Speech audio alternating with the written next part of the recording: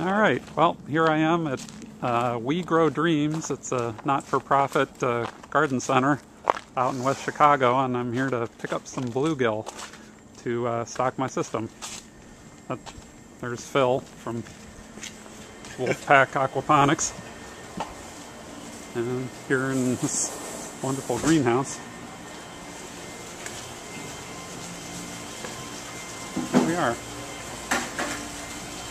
This is a system of Phil's design.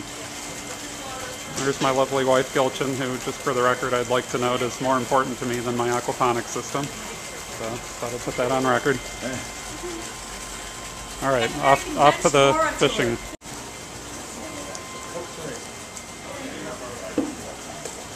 I calibrated this morning, but I think it's getting to the point where it's got some problems.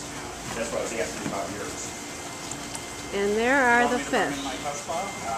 Ta-da! You know, there's 5. I have the other tester. We have 5. 1, 2, 3. We have to name them.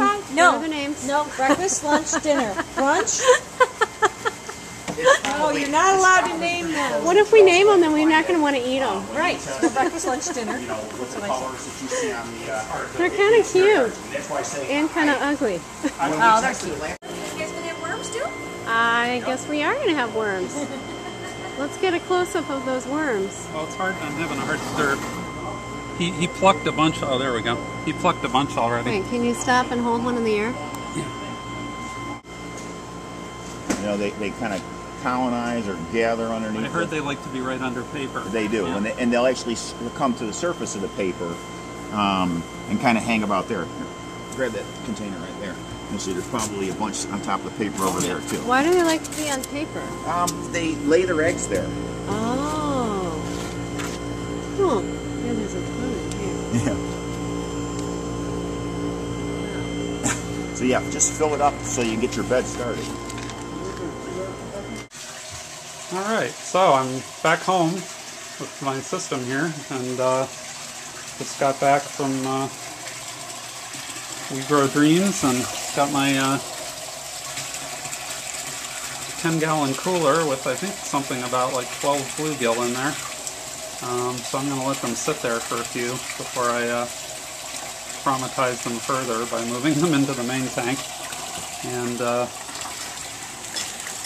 I also got some worms here in a bag that I'm going to spread on the grow bed. So that comes next. So it's been 7 days since I got my bluegill into the tank, and the nitrite levels have finally dropped down to about 0.25 ppm. And the fish are still alive, so evidently they can tolerate a certain amount of that. But they're still not eating, and so it's been 7 days and they haven't eaten anything I've fed them. I've had to scoop it all back out of the water.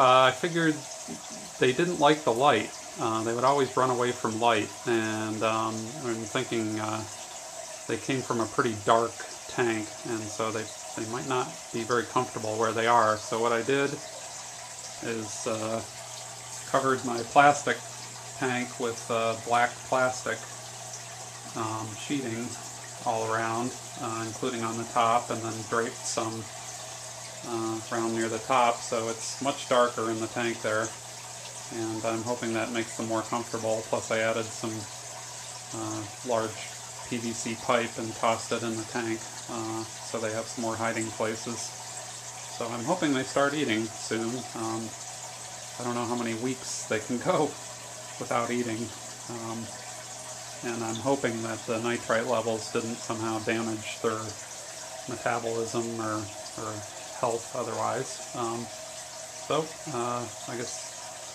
I'll shoot again once they're eating.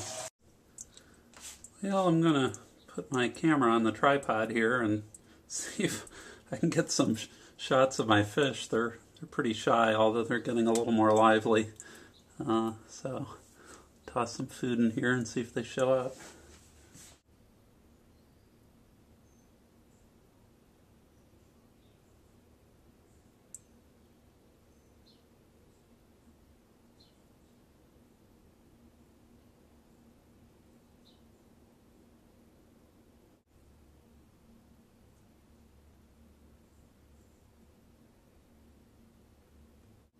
Well, the water chemistry is fine now, and the fish seem to have settled in. They're still pretty shy when people are around, but they're doing much better, and they're eating.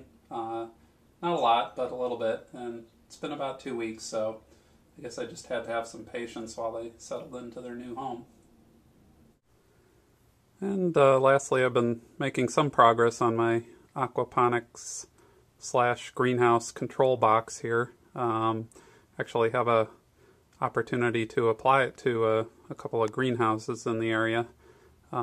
So that'll be better than hooking it up to my little home system, which is a little ridiculous.